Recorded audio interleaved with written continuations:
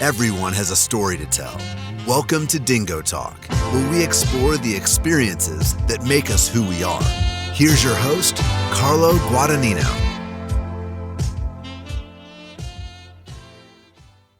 What's going on, Chuckleheads? I am Carlo Guadagnino. Welcome back to DingoTalk. This week, we're jumping back into the Division III football rankings, going back over to the OAC as we're going to stop in Wilmington and talk to Coach Fillipovich, Coach Filli.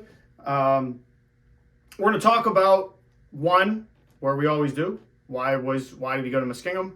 Another OAC athlete that came back. Then he got his master's at Heidelberg, and we're going to talk to him because I think there's some overlap there with Coach Donaldson, who we had on earlier in the program. And then talk to him, obviously, about this past season, the 2022 season, where they started 3-1, which was the best start that they've had since 2000. Talk to him about what the state of the program is, why people should go to or look at Wilmington. And then, obviously, the other questions that we've talked about, or kind of not questions, but the topics that we've covered. Why Division III football? Why the OAC? What makes the OAC so strong? Plus, we're going to talk about all the, the goofy questions and everything that we throw in. Serenity Brown will be back for the editorial. For those of you that want to stay with us on the social medias, you can find us on Twitter, TikTok, Instagram, and Facebook. Everything's the same except for Instagram. It's Dingo_talk. Where you can listen to the full episodes or watch the full episode is either YouTube, Apple Podcasts, Spotify, iHeartRadio, Anchor, pretty much anywhere you get a podcast. But without further ado, let's hear from Coach Filli. What's going on, Chuckleheads? I am Carlo Guadagnino. This is Dingo Talk. I am joined by Wilmington College head coach Coach Fillipovich. Filli for short, for those people, when you see the last name, you'll completely understand that. Coach, thank you for joining us. Thanks, Carlo. Excited to get this thing rolling. Absolutely. So, 1998, let's jump you back a few years. Oh, man. Sitting in the Ohio Valley. Probably eating DeCarlo's pizza, Sitting in the Ohio Valley eating DeCarlo's pizza. What you Muskingum? Oh, man. Let me go back in the memory bank here. To be honest with you, it was one of the only options that to be real, let me into school. And I tell our team and guys I recruit all the time, I was a guy out of high school that didn't have a great GPA, didn't have a great test score, and they were a place that gave me a place to call home. But fortunately, too, the weird thing is my brother went there too. So he's 1 year in grade, 2 years in age. So he played basketball there. So I already had a connection to the place. But it was only one of, I think, 3 schools that accepted me out of college. So it was very easy for me I didn't have a big choice of, 12, 10 schools that like kids have now because of all the social media and the easy outreach that these kids have now recruiting wise. It was really, you had 3 choices. It was, like West Liberty, Bethany, where you went, and Muskingum for me. And it was a easy choice for me. They let me in, and ultimately, really my brother was already there, so it was easy for my parents. And back then they had the sibling discount too. I think it's gone out of the way nowadays. So, but yeah. Well, and that's interesting for a small school to offer a sibling discount and family discounts. I know that's it flows or ebbs and flows with everything else in the collegiate area. So during your time at Muskingum, you're a fighting muskie, I believe. That's what you guys were. Yeah, the fiercest freshwater fish there is, if you didn't know that. I did not. So you see, we learn things every week on this show. What was some of the social life aspects of Muskingum that outside of football, that you got yourself involved in? Yeah, the big part of being a football team and being on the football team, you're already connected right away. When you move into camp, you're there, 8 to 12 days, depending on the calendar year, and when your first contest is. So you've already built a collection of people you're already familiar with. So the social side, and again, if you guys knew me back in 1998, I was a shy, introvert, and being part of the football team helped me, but also too what helped me in the social life there at Muskingum was I actually joined a fraternity.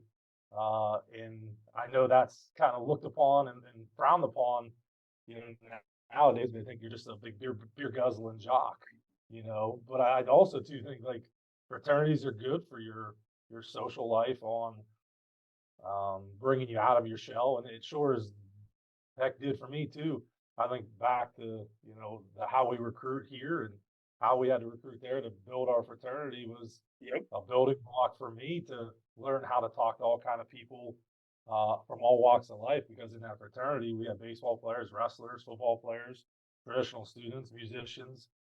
You found a way socially to connect with people that maybe you have never connected with before. So for me, it was get me out of my shell, but also that social life was something that I needed because I was an introvert, and I probably still am, but now that as a head coach, or even when you become a defense coordinator, or even a coach, assistant coach, your social skills have to be pretty good, They have to grow. They have to improve as you talk to more people. Yeah, absolutely. So what did you major in when you were at Muskingum? I was honestly just a history major. I went there to become a teacher and a coach. Muskingum's campus had been putting out teachers and coaches for hundreds of years. It's kind of what they were known for. And went there and at these small schools, whether you're at Wilmington or Muskingum or, where you went at Bethany, man, like the greatest thing about the small college is you get that hands-on experience right away. And those first 3 semesters I was there, I was in classrooms.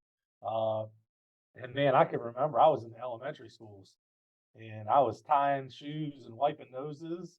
And Carlo, I hated it. I absolutely hated it, and I got scared out of the education part as far as whether it's elementary or middle school or high school, and got scared of it. But I was already involved in football and I was playing, I was in a fraternity and was meeting all kind of great people and liked my coaches. And, it was just one of those things where I didn't want to leave. And nowadays where kids are leaving schools left and right to go find certain things. And I didn't want to leave, and I didn't want to leave. So I stuck it out. And, I was already in the history class because I was going to be a middle school math and history teacher. That was kind of my concentration. And I just didn't like the education part of it, to be honest with you. And so I went straight history. And what do you do with a history degree? Work in a museum, that's always my joke, So I don't know. Then I just found out where college coaching came along.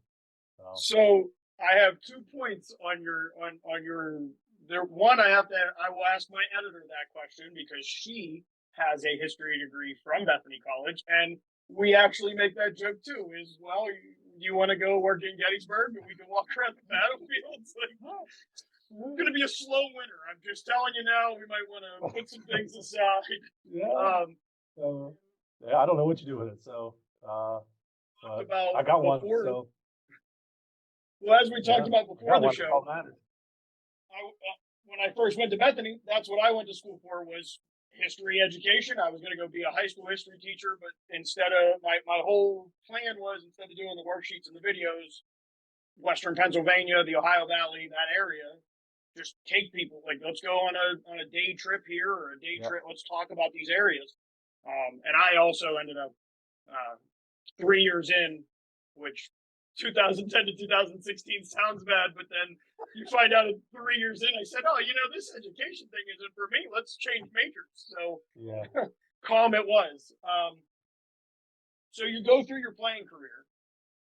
When you come to an end with your playing career, you end up, as you said, you started to really fall in love with the coaching aspect of football to the point that you volunteered to coach at your alma mater. Yeah, man. I'll explain this. I think for every football player, when you lose that title of a football player. Tom Brady just lost it. And it was after a long time, but he's no longer a football player. So there's whether it's Tom Brady or me or one of these seniors that's walking these halls right now in our offices, you lose that title, and it's a lonely feeling. If you've been through it, you kind of struggle with your path. I mean, what am I going to do? Like, I've done this since I was sometimes 7 years old. For me, I didn't start football really until I was 12 in middle school. It was the first time I played organized football. But you lose that after, 12 years of playing. And I didn't know what I wanted to do, to be real honest with you. And luckily, for me, the coaches at Muskingum took care of me. They had just started a master's of arts in teaching there for really kind of guys like me and you, Carl, that had just a degree without the education part. And Coach Haycock at the time was like, "Hey, we're starting this program. Why don't you get into this? And why don't you help me volunteer coach and get into the college side?" And I was like, "Coach Haycock, I just, I kind of got in that part of life where I just played with these guys. It's gonna be weird." He was like, "Don't worry about it. Like, they all know you. They all respect you. You're a good player. Just share your knowledge and be around." And next thing you know, that after that semester, he set me up with some resume writing tips. And next thing you know, you're writing resume and sending applications to really every college east of the Mississippi, trying to find a GA or an intern spot. And after that volunteer year, that's kind of what got me in the door for some interviews, and landed at Heidelberg and got a graduate assistant job at Heidelberg. So. And before we jump into Heidelberg, my question, you bring up a really good point, because there are probably, I would assume, a lot of athletes that are going to be faced with that decision coming up after this season, or maybe they're graduating in May.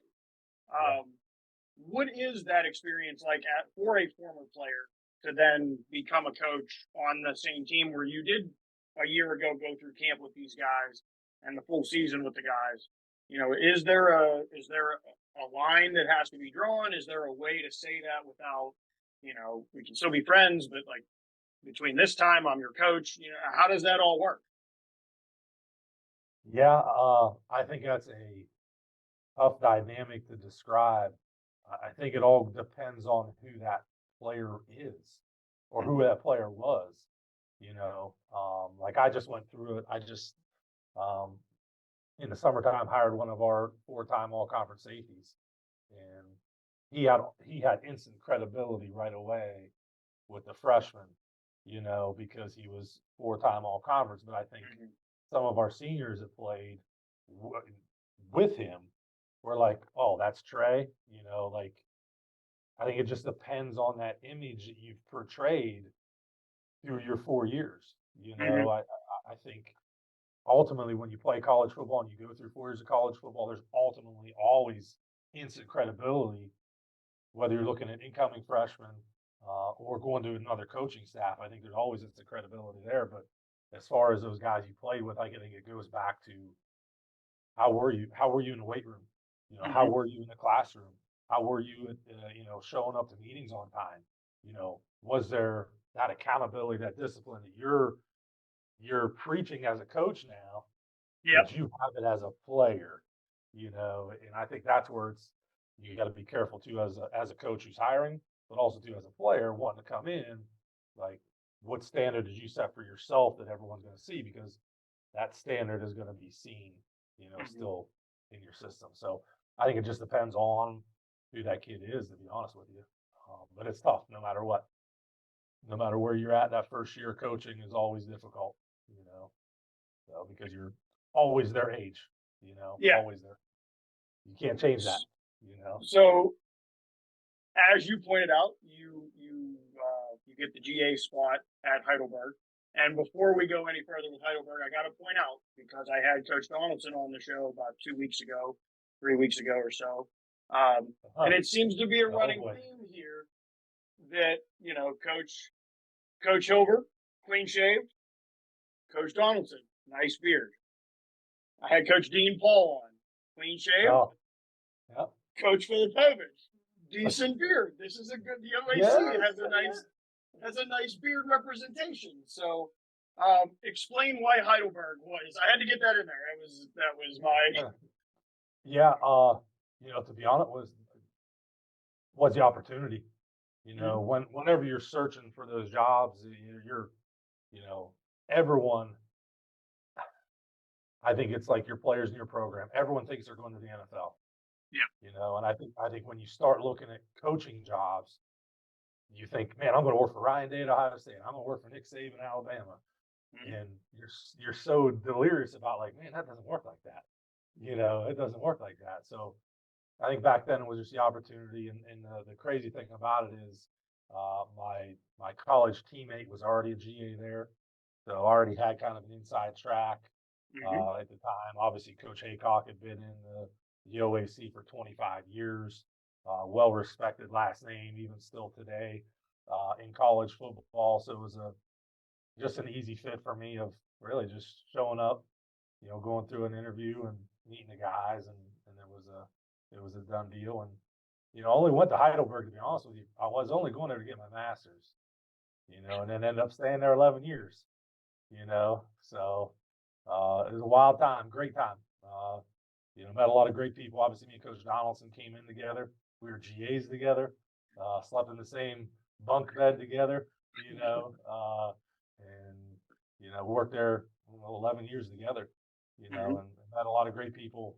And we turned a program that was honestly pretty miserable into a pretty darn good football program, and they're still rolling today. So everyone who was there on that staff is still pretty proud of the work we did there. And yeah, pretty special place to me.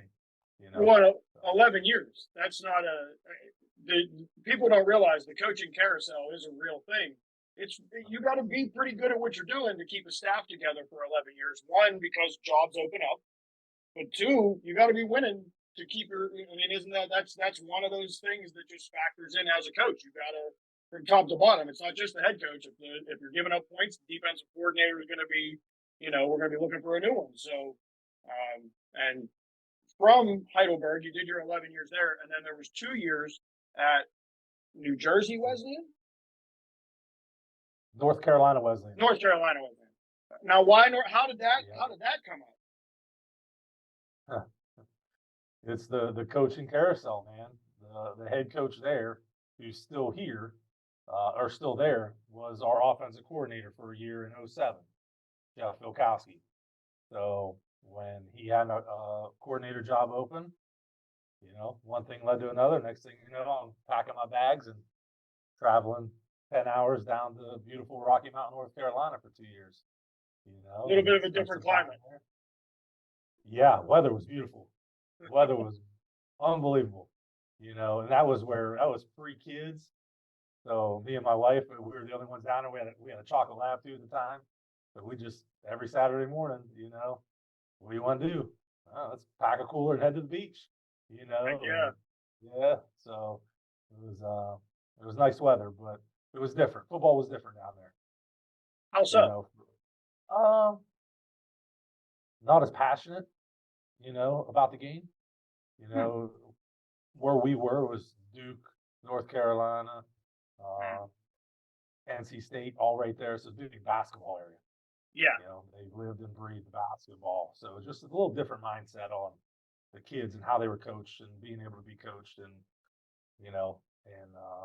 yeah, so it was just different. Hard to explain unless you're down there. Yeah. And working with the young men. So, yeah. Well, and, I'm a Whitfield guy. You're an OAC guy there, or an OVAC guy. There's there's a type of football that gets played that is different than what we were used to or are used to in those two areas of high school, specifically in high school football. But even as somebody that watched the PAC, and now because I'm interviewing the coaches, going back and watching game tape of the OAC, it's two different conferences, and they're maybe separated by 100 miles. If you go the width of the conferences, it's just crazy regionally how you can see the difference in the passion in football, the way that the game's played, the different styles of coaching that you get, and what that comes from the players. So you do 2 years in North Carolina. What made you come back to Ohio? Coaching carousel. Another guy who was on our staff at Heidelberg during that 11-year run got the head coaching job here at Wilmington. And the funny story, at the time when we were all at Heidelberg, Coach Donaldson was the defensive coordinator. He was on the field. Coach Hallett was the head coach. He was on the field. I was the co-DC / next right-hand man to Donaldson on defense. And so I'd go up in the box. The previous head coach here was an offensive guy, and Coach Hallett rolled on offense, so he was up in the box. And we'd always come down to Wilmington. We'd play him here, right here at Williams Stadium. We'd be up in the press box together, just sitting there pregame and just looking around and be like, man, you got to be able to win here. You got to be able to win here. And we always told ourselves it's a great location. We're right in between Columbus, Cincinnati, and Dayton. You can still get to Louisville and Lexington and Indianapolis. It's a great area as far as where you could attract a lot of kids from some big metro areas that a lot of schools can't get to, and we came back here, and tried to turn this thing around. And that's where we're at right now. We're right in the middle of it. Year 5. That was going to lead to my question about, like, let's say that first let's talk to the alumni.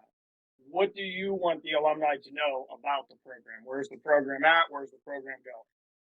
Yeah, I think the biggest thing right now, and I kind of tell recruits too, is it's probably the healthiest this program's been in a long time. Last year we went 3-7, right? And you might look at that and be like, man, that's a terrible season. Well, yeah, my standards is too. That's a terrible season, but ultimately there's got to be a build in this thing. We lost 3 other games by 19 points. So the climb in the OAC is a difficult one. Every week, it doesn't matter if you're playing Mount Union or you're playing the team that's 0-10. Like, if you don't perform well, you're going to get beat. So the performance week in, week out is getting better. And I think our alums see it too. There's a lot of alums that are connecting with me and just saying, hey, keep working, keep recruiting. I'd say it's the healthiest competition-wise, but also too, it's the healthiest roster-wise that we've ever had in the off-season too. You know what I mean? So a lot of returning players, a lot of guys with some games under their belt, and we're expecting to hopefully close the gap just a little bit more. Next year and the year after, and hopefully in the same time, 4 years from now, when I've been here as the head coach for 4 years, you can kind of see the big result of this thing. And so I would say that we're just healthy, and it's the healthiest it's been in a long time. So I'm pretty proud of that as a staff right now. Now, if I'm a parent, why Wilmington? What does Wilmington offer my student? Yeah, I think the biggest thing is opportunity right now. Opportunity academically and athletically. We have some pretty powerful majors here. We have a sports management program that's been ranked in some of the magazines in the top 10 in the country for sport management. And a lot of young men and even young women, want to be a part of the sports industry. And with us being centrally located, there's a major there that's a power major. That you're going to get some return on your investment. We have an agriculture program. That doesn't exactly mean you're coming here to be a farmer. Agriculture, that's a animal science, that's veterinary stuff. That's ag business, that's ag education. There's a lot of schools here in Ohio and even in the Midwest, that are agricultural based. So we have some unique majors. We have athletic training and exercise science for those guys that are wanting PT or chiropractor school. So I think we can give them some educational value that they're going to get later on in life too. You know what I mean? And not just their next 4 years, but their next 40 years. Our cost is pretty nice. We're one of the cheapest price tags in the country as far as private Division III schools. We're still under the $43,000 mark. We're only one of, I think, 28 schools underneath that mark. Yeah. So in the country. So not only in the Midwest. So I think it's education and value, and ultimately the opportunity to play some football right now with us not being a 10-0 team. I think there's opportunity for every young man to come in these doors and play. You know what I mean? So, Mhm. and build upon, I got on my board, we're going to be Team 108 next year. So there's been 108 years of Wilmington football, be a part of the long, green line, if you want to call it, and be a part of that alumni line. So a lot of good things here, a lot of good things to talk about. And then from your side, what are you looking for in a player? Man, just as a human in general or as a Yeah. player? Well, let's do the player and then Because I give think me it's the human. different. Yeah. As you go through that evaluation process, I think every coach has what he's looking for at every position, right? And that's probably one of the number one questions you get in recruiting when you sit in these meetings with parents and their child, and their young man. Like, coach, how big you want your corners? How big you want your D linemen, man? Like, I'm gonna be honest, Carlo. If I had my pick, I want all my corners 6'2", 170. I want all my D linemen 6'4", 280. But you know where those guys go play? upper Yeah. divisions, upper divisions. So like right now for football wise, I tell our staff all the time, find kids that can play football.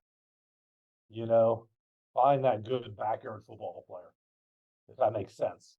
You know what I mean? It's unique, it's different, but find that guy on film that can do a lot of things, right? If he's scoring touchdowns, he's creating interceptions, he's creating big hits, he's creating tip balls, man, we got to go get that kid. That kid's a good athlete. If that D lineman is just taking double teams every play, like, yeah, he's got a little bit of value. But is he making sacks? Is he making TFLs?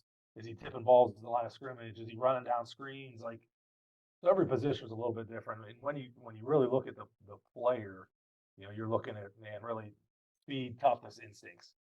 Can you see those three things on field? Speed, toughness, and instincts. And really, when that boils down to is, can that kid play in the backyard? Because I believe when you see kids play in the backyard, man, like you'll see kids run faster, jump higher, play longer, and play harder in the backyard. And think about us playing backyard football back in the day. We did that. We did that stuff from noon until 9 p.m. when I grew up too. You know what I mean? So that's my color guys. Find the guys that play in the backyard. And then as far as people, I just really, the biggest thing, I want guys that are going to want to work hard and give me great effort. And I call it shocking effort here. I don't buy into the whole give me 110% effort. Just give me shocking effort. Make it be glaring how hard you're working, right? You come out of the weight room, man, there should be a sweat ring around you. You get done with a workout, there should be a sweat ring. You put in a good study session, you should get the A. You should get the B. You know what I mean? Or at least get a C. You know what I mean? Some kids' potential is a C. And I'm okay with that. That's the school potential, man. So that work ethic to me is critical because this thing's hard, man. Like college football is no joke. And I know people look down on D3 and, I'm only going to be D1 or I ain't going to play. Like, dude, you guys have no idea how hard this thing is. So I think your work ethic has got to be there for me. Like we check transcripts. I look for missed school days. You know what I mean? And I ask the coaches how many times they missed lifts and things like that, because if they're attending things and they're a part of it, that getting there is part of this thing. Yep. Because in college, going to class is hard. Going to lifting is hard. It is hard to wake up for those 8 a.m.s. Yeah, that work ethic to me is critical. So that's the people part. Is I just want guys that are, going to come here and work hard and put in the work, because in order to develop yourself at our level, a lot of times it's all on you. We don't have the nutritionist. We don't have the strength coach. We don't have the things Ohio State and Penn State have. Where they're creating animals in there. At our level, man, you got to create yourself, and that's got to come. That's got to come internally, Now, so you brought up a really good point that brings me in two parts. First part, the coaches from the OAC that I've had on previously, same feeling. You could be the Mount Union, it could be the 0-10 team. If you don't play your best football, you're going to lose. Would you agree with them that the OAC is the SEC of Division III? Say that 5 times fast. Yeah, right. Man, I'm an OAC guy. You know, I played in it. You Mhm. know, I understand the competition it takes to play. I've coached in it now for, man, 17 of my 19 years now. Yeah. The 2 year stint at North Carolina Wesleyan, everything else is in OAC.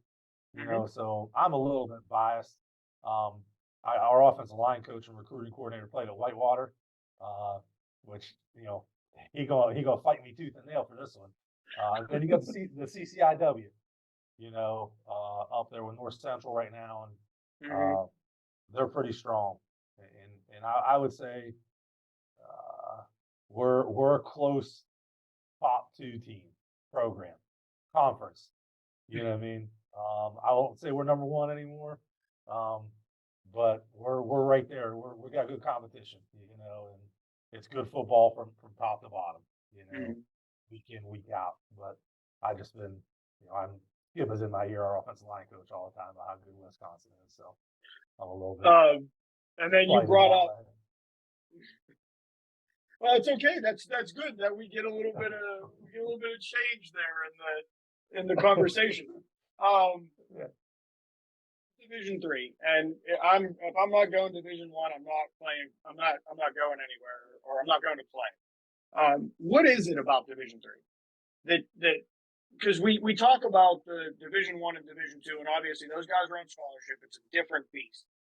But what is it about Division 3 with I think there's what, 200 schools? 246, man.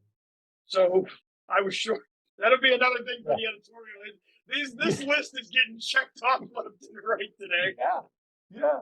246, man. Like, you know, and they only take 32 to get in the playoffs, Yeah. you know. So Um, Division 3 from your aspect, just what is a Division 3 athlete or the talent level of Division 3? Man, that's a great question because I look around our league, you know, and there's guys that are going to go to the NFL. Mm-hmm. You know what I mean? Like there's a receiver at Mount Union. He's going to get drafted next year. He's going Yeah, to come back for his 5th year, and he's going to get drafted. Like he's just as good as Garcon, just as good as Shorts. Uh, he's he scary is. good, Yeah. and you know he performs at a high level. You know, so and there's probably another couple in the league, like the Blackiston kid from Heidelberg, the outside linebacker DN. Like he's getting his shot right now to perform in some of these bowls and stuff like that. So you know, I would say the best way to describe Division 3 is probably maybe a league, you know, or a division that you can still play great football in, and you can still prove yourself on the football field. You know, Mm-hmm. I think a lot of people look at D3 as like, well, you know, that's all bad football players. It's like, man, like I wouldn't say it that way. You know, Mm-hmm. so it's weird. It's hard to put into words until you're in it. Yeah. You know, like until you're in it, because it's great football, and I think it's a lot of times where we get kids that maybe people overlook too.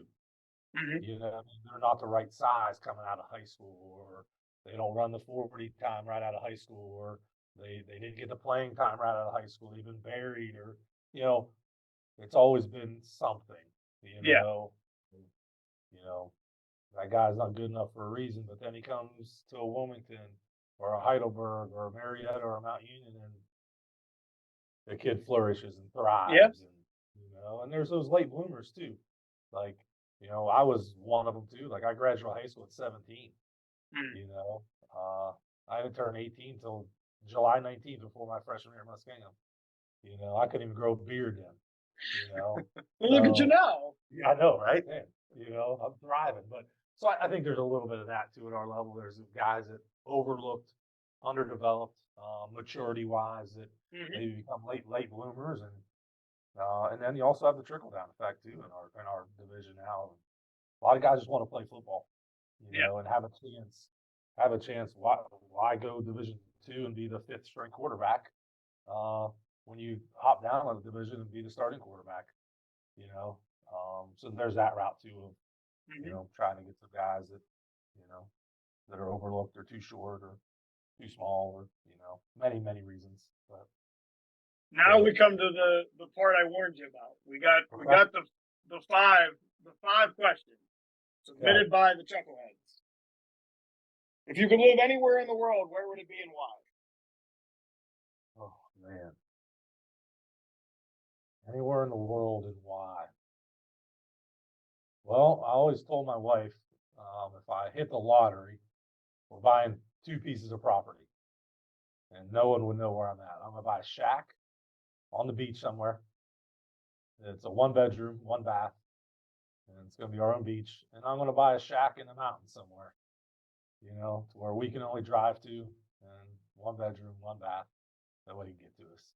So I'm a both guy. I like the country setting, the quietness, and then also like the beachy stuff too, So I know that's not what you're looking for, but I've always told my wife, I won the lottery, that's where we're moving, and we're gonna go both. So I think being off the grid, it looks better and better every day. I'm just saying. If I could get rid of this, Carlo, if I could get rid of this, I would do it tomorrow. Yep. I would do it right now, actually. So, 100%. I completely understand. Yeah. What is the most important lesson you have learned throughout your career? Oh,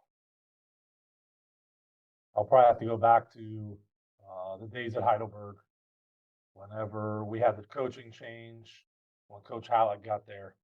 Mm-hmm. It was probably me and Coach Donaldson's after our 3rd year there. We went through a coaching change, Coach Hallett, and he told us, I remember in the very first time he talked to probably both of us, he told us, every day's an interview, boys. Every day's an interview.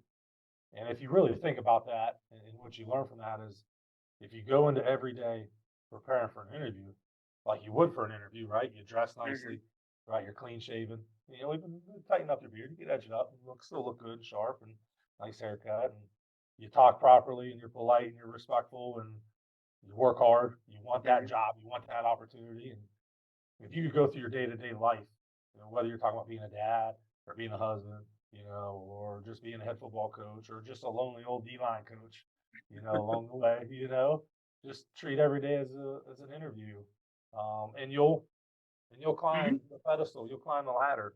If you really think about it and break that down, I think looking back in my time, that's probably one of the greatest pieces of advice, the positive ones that Coach Hallett probably gave me, other than the butt. Some that aren't, what I mean? some that aren't safe for other audiences to hear. We'll keep this thing PG, Carlo. We'll keep this PG, man. So this one's a 2-parter. Best compliment you've ever received? Oh.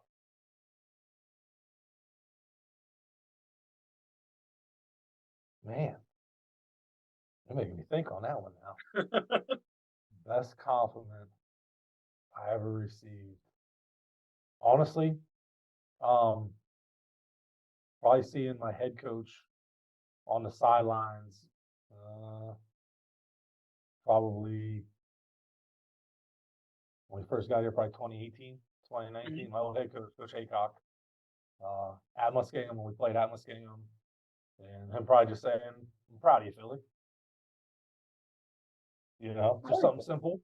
Yeah. That still resonates to me. Like, man, when you go and you play for someone, you don't really know. So you don't know what they think of you. They think I'm a POS, or was I a good guy, was I a good player. Just hearing that, it was like, man, all right. I appreciate that. So yeah. And then the other side to that question, what is an insult that you've received that you're proud of? Insult. Oh man. Probably one I get all the time is, Coach Filli, you're hard on the guys. Yeah. And I don't know if that's an insult or a critique or whatnot, but I am hard on our players, because this isn't easy. And not that I don't love our kids, and I don't love our guys, but I'm not gonna let them slip. If they're doing something wrong, I'm gonna tell them. And be honest with them, straightforward with them. If they mess up, I'm gonna let them know.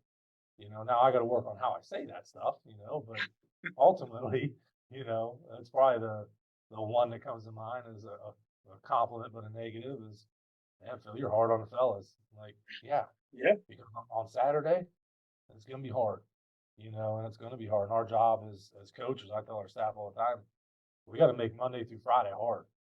Saturdays have got to become easier here, and so I'll probably go with that one,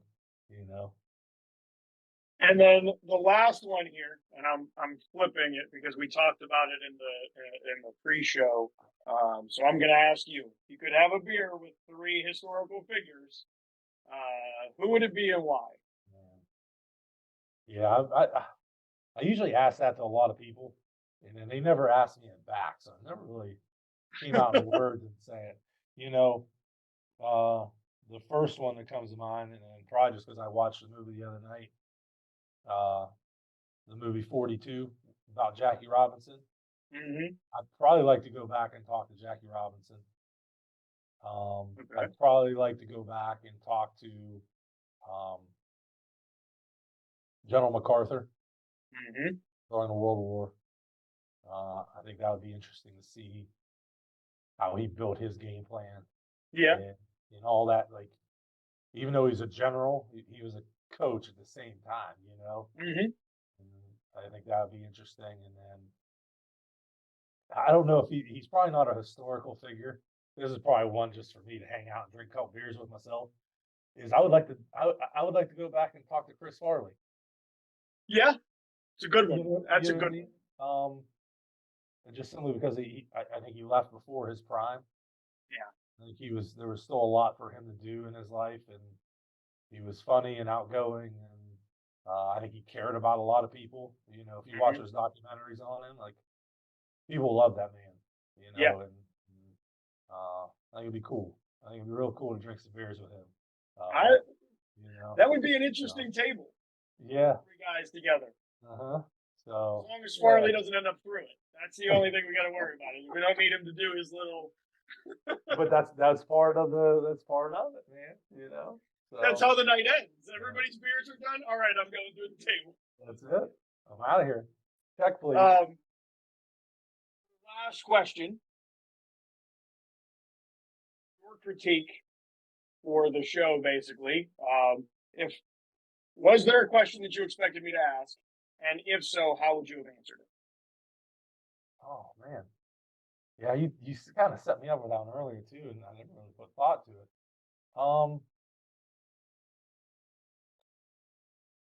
Honestly, knowing that I was at Heidelberg for a long time, asking, maybe a funny story about Coach Donaldson or something, maybe go that route with anything. Do you have a funny story about Coach Donaldson that you'd like to share? I got plenty of them, but I don't think they're good enough for the, they're not PG, so, but, something like that, what was our, relationship there, and 11 years, with a staff, and, what was being built there, and how was it being built, and, all that stuff. So, yeah. I'll have to keep that in mind if I trickle down to one of the other people from that 11 years. Like there was a large group of you guys. There's a possibility you could overlap. There's a couple more out there. Well, Coach, best of luck this season. I will try to make it to a game. I've made everybody else in the OAC a promise. I've seen the PAC play. I want to come over into Ohio and check out the Ohio Athletic Conference. So, best of luck this season. Thank you for joining us. And for those of you at home, don't forget, right after we're done here, the editorial is Serenity Brown, where, as Coach and I pointed out throughout the episode, there's a running tally now that she's going to have on the notes of things that I did not necessarily get correct. And on the social media front, if you are looking to follow us, it's Twitter, TikTok, Instagram, Facebook. DingoTalk for all of them, except for Instagram. It's Dingo_talk. Although you can just type in DingoTalk now, because the guy that had a page completely devoted to wild dogs and dingoes has disbanded his page. He's no longer doing the Dingo Talk or Talking Dingo, or I don't even remember what it was at this point. But so we're the only ones. So go find us there. You'll find Coach Filli, myself, Coach Donaldson, most of the coaches from the OAC as we continue through this journey. But again, thank you, Coach, and best of luck to you. And we will catch you guys next. Well, I'll catch you in the next segment, actually. I guess I shouldn't send it off. Welcome back, Chuckleheads. I am Carlo Guadagnino. This is Dingo Talk. We are now at the end of the show here, the editorial with Serenity Brown. She's Serenity Brown. She's going to tell us all about her opinions of Coach Fillipovich and the Wilmington episode. So, first thing that needs to be addressed is the audio on our end. There's some fading in and out again, so we're gonna need to get that in check. Second thing was you have a couple fact checks in there that you gotta get better on that. New Jersey versus North Carolina, 200 versus 246. You're better than that. Come on now. I am a product of the public education system, and I don't know what else you expect. Just excuses. Reading comprehension apparently wasn't a strong suit of mine. So, what else you got for me? There was a lot of football terms in this one. I understood about a third of them, which is better than nothing. I just want to point that out. We're learning things. That's what part of the show. Better than nothing. We're an education show in a sense, I guess. I also found it amusing with his history background. I feel like you two have a connection. Yeah, exactly. The same boat. We didn't want to go into the education side of it. I also don't have the patience for that. So it's really funny because he has to say, well, what the heck are we supposed to do with a history degree? And I still don't know. So. To this point, so we've talked to, I believe, 3 coaches from the PAC. I think we're up to 4 coaches from the OAC that we've put out. What's the biggest difference between the 2 conferences that you can see from, or coaching styles, I guess, from listening to these guys talk? Is there a difference? Do you think, is one conference better than the other just by listening? For me, it all kind of blends together, so I'm not even 100% sure on well, that's who's good. in what conference. That's good because this is a good point to bring up that this fall we will be once a week. We'll be traveling around and going to a game, so we'll get to see the different conferences. I think we'll do a couple OAC, a couple PAC games. Who knows? We might end up back in New York. Depending. Maybe I'll learn a little better there. Oh, it's easier to learn when you're watching it. These guys are they're like you said, it's a lot of terminology.